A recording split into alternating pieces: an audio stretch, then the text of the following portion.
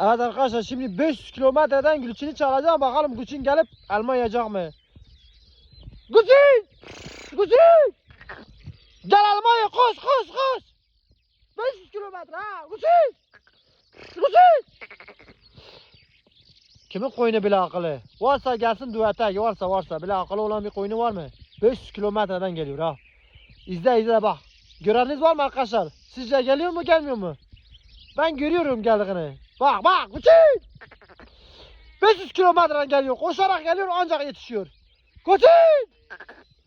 Gülçin gel buraya Gülçin!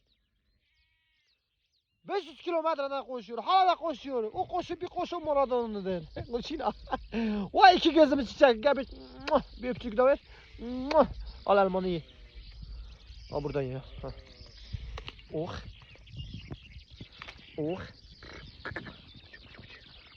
Ta 500 kilometreden geldi. Uy kurbani, uy hayrani, uy dedeli.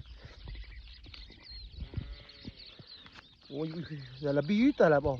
Ne çiğnemeden şey yapıyor ha. O bir tane arkadaşlar gelmiş.